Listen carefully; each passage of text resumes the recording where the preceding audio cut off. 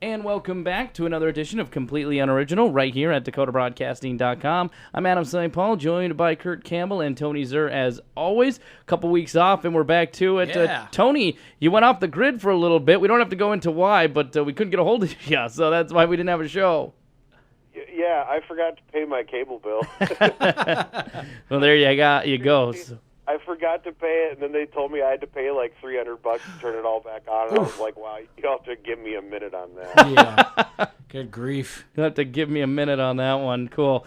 Either way, we're here now to talk about everything nerd, and I think we're going to start off here with Suicide Squad. Oh, boy. That movie is not doing so good critically. It actually has not, as we're recording this, it has not opened yet. It opens tonight. So, Right. it could do just fine, financially. And quite honestly, I think it will because a lot of people, despite the reviews, were excited for that movie. But, what I wanted to bring up is the fact that there is a petition out right now which gained quite a bit of following. Granted, a lot of people signed it just so they could comment on it and post negative things about the petition. But either way, there is a petition right now saying that Rotten Tomatoes is bad for movies and should be done away with because it creates an unfair environment, sends people in, can't make up their minds, so they go to Rotten Tomatoes, and then they don't go see it because it doesn't look good on Rotten Tomatoes with their score and everything like that. For those of you who do not know what the website is, it's a place where basically you collect a bunch of reviews, it gives it a score, and you can decide if you want to go see it or not for that reason.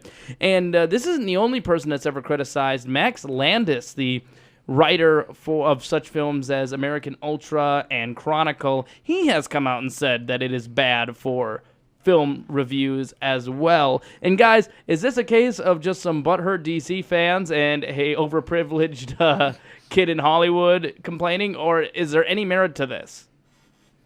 Well, if you ask me, first of all, I think Max Landis is a terrible person. I don't know. Like I've seen so many interviews and so many of him on movie fights and stuff like that. And he is one of the biggest whiners in Hollywood. I totally agree with you. Total whiner. Yeah, I find him very, very just god awful. I can't really, and your daddy directed Thriller. Good well, your daddy did more than that, but that's it's not Max is his own issue. But as far as the rest of the people out there, it's like you have to shut if that goes through. It's like something that Donald Trump would say. We need to get rid of Rotten Tomatoes because it's unfair and everything. If you get rid of Rotten Tomatoes, you got to get rid of every single movie review nerd out there, like me and you guys, that talk about movies unfavorably or favorably. Mm-hmm. Well, yeah, that's the whole point. I mean, well, if Rotten Tomatoes is unfair, then movie reviews themselves are unfair because they tell you what they think of it. Well, and I don't agree, but I'm just going to play a little bit of devil's advocate here. One, the petition calls for the fact that there's a clear disconnect between audiences and film critics, because if you look at like the wanna see it score, it's always in the 90s and whatnot, and obviously the fans were really excited for what they saw from Suicide Squad and everything. So that's what they're saying. It's basically they are saying that the critics are too hard on films in general, and this Rotten Tomatoes is a way to like really come down even harder because it actually creates a score rather than, it's one thing to see I guess a 2 out of 5 stars or whatever it may be. It's a whole nother thing to actually see like a percentage point behind it. I see what you're saying from their point of view, but they're wrong. They are completely wrong because if, Rotten Tomatoes gives you the chance to make that choice by putting the audience score and the critic score both on the front page where you can easily see, well, critics might be tough on it, but audiences love it, so I'm going to use that to weigh my decision. If they only had the critical mass, even then I don't think they have a leg to stand on because they're pretty lenient. 60% is considered, quote, fresh. That means it's a decent movie or good or worth seeing. That'd be a D in That's a D in every other... Yeah, exactly. So that's lenient. So, no, it's all it is people who, and I think it is a fair number of butthurt DC fans who don't like the fact that these movies are getting critically trashed. And so they're looking for somebody to lash out at. What they should be doing is lashing out at Warner Brothers and Zack Snyder. But it's just my opinion, maybe. I don't know. I think I agree with you, Kurt. I think that the fact that they have an audience score up there right alongside of the critic score, I think that in itself, makes that particular website a lot more unbiased than most.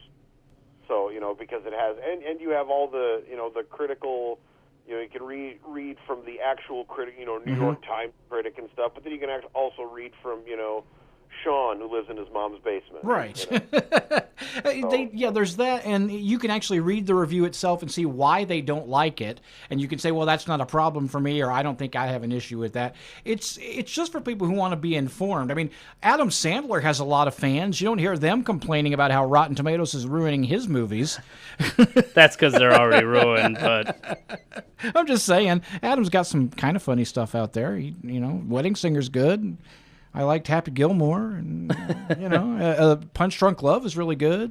yeah, Punch Drunk Love is a good movie. So it's not that he doesn't have talent; he just makes bad movies. But I would say it is. I am a 28-year-old man who is currently playing Pokemon Go and reads comic books, and I'm going to tell these people with this position to grow the heck up. Yep. It's completely absurd. The funny thing is, too, they're coming down on Rotten Tomatoes really hard, and Rotten Tomatoes doesn't even give a review. They just get a bunch of reviews together, so they're not even necessarily saying, they're just like collecting reviews and saying this is what critics are saying about it. it's just the aggregate of all the reviews, how many are good to how many are bad. That's all there is to it. I'm looking at Rotten Tomatoes Max Landis right now, and Chronicle has an 85%. The other ones don't get above a 47%. I still never seen Chronicle, so should I see it? I've seen it. It's basically, every movie it seems that Josh Trank makes, he's just trying to recreate Akira. Okay. That's literally that's what he's always trying to you get these powers, you go overboard with them, and somebody has the ability to make people's heads explode with their mind. That's Josh Trank in a nutshell. That's what the new Star Wars was going to be under Josh Trank if they wouldn't have pulled the plug on him. No, I mean it's worth seeing. I guess it wasn't my favorite, but it's such. I hate the found footage garbage. So Okay. it is so much, but that's just me. Another thing too that I wanted to mention when we talk about this, we actually talked about the Suicide Squad a while back because it came out after the first trailer dropped. It was this high energy Bohemian Rhapsody playing in the background, lots of funny stuff and everything. Warner Brothers caught wind of that, and it turned out that the movie wasn't anything like that. They basically just lifted the funniest parts of the movie and then put it behind some fun songs and everything. Right. They went and then did reshoots for it and everything. And from what I've read and what I've seen with reviewers and things like that, it's a dour movie that has some really choppy editing problems. And I wonder why. Yeah, and it's so funny that I hear people say that now because is it not obvious? I mean, God, Warner Brothers just cannot get it right. They hire a guy who is known for making dour films with characters that no one likes. In David Ayer, he did Fury. He did Training Day. Training Day, people love that movie, which I don't. I like it too. Yeah, which I don't. I mean, but it's Denzel. Yeah. It's hard not to like Denzel Washington. You know what I'm saying? And then he also did End of Watch, which is another one that Jake Gyllenhaal's in it, and it's about cops, and it's So I mean, he likes to write about characters that people don't necessarily like or associate with, but are relate to, I guess. And then he goes out and he makes this dour villain film with little to minimal jokes and colors and everything like that. And lo and behold, it's not doing very well. I mean, I just don't understand why they can't get it through their head that their formula is not working. They want dark. They want that dark tone to it. Like they want to recreate the Dark Knight, pretty much. Man. Well, then hire Nolan. Yeah. Well, Nolan doesn't want to be hired. Back. I get it, but then you throw a bunch of money at him. That's all there is to it. I'm sorry. Go ahead. No, you go ahead. I was just gonna say he's making Dunkirk right now, so it's kind of. You guys seen that trailer for Dunkirk? No, not yet. That's intense, man. It looks pretty nuts. Is that a World War II movie or World War I? I think so, but I'm not exactly sure. It might even be like a made-up war. I'm not even sure. Well, I know there is a place called Dunkirk, but I don't know. I'll have to check out the trailer for that. Here's the one thing that somebody pointed out, talking about regardless of whether you're a Marvel fanboy or a DC fanboy, the one thing I heard recently that kind of clicked with me is a guy was complaining about the Batman v Superman movie, saying, look, here's a movie with Batman and Superman and Wonder Woman, and I can't even take my kid to it. Because apparently it's just so dark and so violent. And there's kind of, I can see what point he's trying to make. These are superhero movies. I don't know. Does Batman really have to hate Superman that much until he finds out his mom's name was Martha? And then like him? The most contrived reason to change his mind ever? Yes. I know. So you have seen, or you just know that through osmosis? I just know that. Okay, because I was going to say, I thought you were on principle not going to see No, I haven't. The film. I still have not seen it. Yeah. Still haven't seen Batman v Superman? Nope. I'd like to tell you why what I heard Frank Conniff refer to it as the reason they call it Batman v Superman is so it'll remind people of Roe v Wade as to what an abortion this film is for entertainment. No. So that's what he said. Oh, I saw the extended unrated director's cut. Where somebody drops the F-bomb once. Well, Batman says the F-bomb and then it's over. Yep. As I'm watching, I'm just sitting there going, okay, that's new, and then I just kind of, after it's done, I'm like, oh, I kind of see why they took that out. Yeah. That's all I can really, like, none of it really explained anything more for me or anything like that. I mean, honestly, I got the movie. I didn't have a hard time figuring the movie out like a lot of people did. Like, what's Lex Luthor's motivation, and why is this, and why is that? Like, I got it all. No, you gave it a pass is what you did. Because there is no motivation for Lex Luthor. I'm going to say this one more time. Fight. Lex Luthor, going back to Gene Hackman days, and probably even before that, Lex Luthor's main thing in this world is power. Before Superman came, Lex Luthor could be the biggest superpower in the world.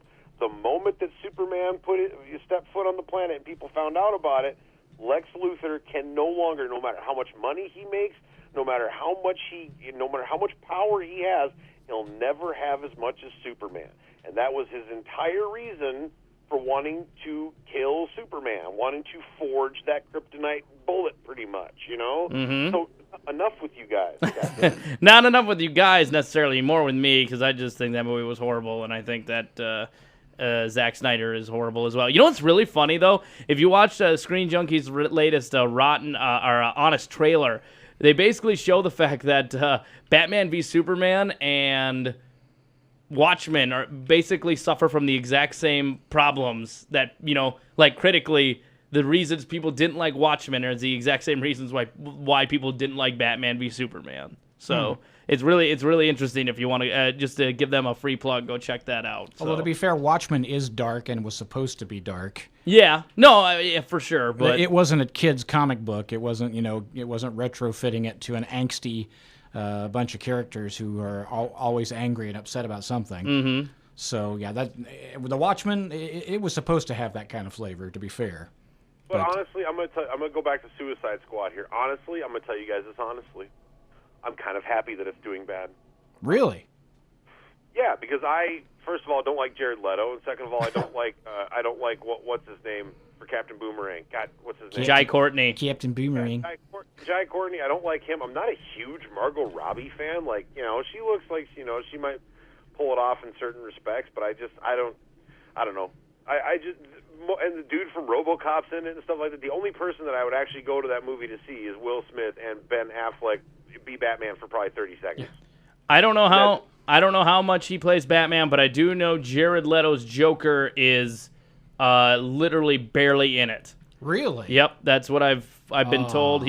They obviously really hyped up his marketing and whatnot, but he does not have a very large role at all. Which is really weird too, because if you've done any reading or listened to anything about behind the scenes and stuff, like he and he is a method actor where he's got to get fully into character, and I think he stays that way the entire filming process. Like he was pulling Joker pranks on people and things on his fellow castmates and doing what he considers Joker things, and one of them was like sending used condoms to his castmates. And the thing is, nothing about the Joker in any medium, comic book, TV series, cartoon, movies, nothing has ever been sexual about him. See, that's why people have said he does a fine job as the Joker, kind of a mixture of the Heath Ledger, Jack Nicklaus. Is it Nicholas or Nicholson? Nicholson. Nicholas is the golfer. Yeah, exactly. So it's kind of... In the golfer? Yeah, my bad. Well, Jack Nicholson, they're the same, similar. But so anyway, it's a mixture of both of them. They say he does a fine job. But my point is, there was nothing ever sexual about the Joker, which is weird that he goes that route when he plays pranks on people and tries to mess with them psychologically during filming. So yeah, it seems kind of weird. I saw an interview with Will Smith about Leto, and he's like, I don't really like him. He was like, he said, dude threw a dead pig on the read-through table. And then he said, I had a wrap party at my house after everything was done, and I didn't invite him because I was afraid he was going to come and like eat my children's pictures or something like that. Like I was seriously worried about this guy through the entire lot of filming. And then he said, "Ha ha ha ha, woo!" Oh, sorry, sorry, that's my Will Smith impression. Sorry about. Ha ha ha ha. But yeah, no, but that's the point though, is that he goes for all that and he's barely in the movie. So could you imagine if he was like supposed to be like the most diabolical villain of all time? Good Lord, God help us all. God help us all. If here's the thing, I have a little bit of an issue with going method for a superhero movie. You know what I mean? Mm-hmm. If this is a serious drama or something you're covering, or something that requires you to be method, I get it. But why be method for the Joker? That's just self-indulgent actory garbage. Well, probably. Save that for you on stage with 30 Seconds to Mars. I have 2 words for you, Kurt. Heath Ledger. Because after Heath Ledger, I've been worried about this ever since he died. And that was that every single person that takes on any sort of villain role in a superhero movie now is going to try to do their own kind of Ledger thing. And like honestly, like even Ben Kingsley as the Mandarin, regardless of how shitty that movie was. That movie wasn't shitty, I didn't think. Well, it was not. Nothing stands up to the first Iron Man, but we'll get back to that another time. But I'm just saying that like I've been worried about it, and the moment that they said he was cast as the Joker, I was like, he's gonna go too over the top with it, man. It's Heath Ledger. The whole thing about Heath Ledger was it was just such a shock. Like they should have gotten Colin Hanks to play the Joker or something. I would have liked that actually. Jared Leto playing the Joker, that's like saying, oh, we're going to have Keith Richards play a drug dealer. It's like, that's pretty good. I'm just saying, dude, there was no surprise in it. It's like, okay, all right, I can almost already kind of see where his Joker is going to go. But yeah, if you cast somebody who is just a complete out of left fielder, that's when you get gold. And I think that they probably just messed up in casting it. By the way, I don't want to end on a terrible note talking about DC. Here's something that's really exciting: the animated R-rated Killing Joke with Kevin Conroy as Batman and Mark Hamill as the Joker, I believe, is out for rental now, at least streaming online. Well, that looks really good. And we've talked about it on this show, the fact that DC's animated films dwarf Marvel's. Yes. Like where Marvel is I think, and Tony will probably disagree, but I think Marvel is the perfect combination of like kid-friendly color action in their films. Yes. They take it too far, or at least they do the same thing in the cartoons they make, and they end up being too childish and cartoony. Although that could just be us placing judgment on something that is aimed at that audience. Yeah, and it might be, but when it comes to DC and their animated universe, they knock it out of the park almost every single time. So I don't know. I can't say much good for the Marvel or DC universe right now, but yeah, hopefully the Killing Joke is really good. When you got Conroy and Hamill, at least. Have you ever read The Killing Joke, Tony? I don't read much. Even a comic book? I don't have time to read, and when I do have time, honestly, you guys go ahead and you guys buy me The Killing Joke, and I'll put it next to my toilet, because that's the only place I can get read. And the things that I have there are like George Carlin books, where I can flip to any page and just be entertained. Well, that is smart to have George Carlin, so Yeah. I don't blame you for that there. But I have it. Maybe I should mail it to you down in Redfield, as long as I get it back. Well, no, dude, I'll buy it or something like that, or maybe I can even find. Well, you don't have to. It's just it's like it is basically the quintessential. It's the first and only time Alan Moore has ever written a Batman book, and it has become like the seminal work of both Batman and like the Joker. Like people just rave about this story, and it is a very good read, that's for sure. But Alan Moore, huh? That's my my father-in-law's name. well, It's a good name. is it the same Alan Moore that worships a serpent and is into magic? And I believe. I think you're thinking of Grant Morrison, aren't you? no, that's Alan Moore. Oh, okay. Oh, Grant Morrison's into magic and stuff too, but I think we're talking about the same guy. you have a weirdo father-in-law there. And if so, I hope he writes me a check sometime soon. Because Yeah, he's got a ton of royalties. He does, then. yeah. So, all right, guys, that's going to do it for us here on this podcast. We'll be back next week, same time, same place. For Tony Zur and Kurt Campbell, this is Completely Unoriginal. Until the next time.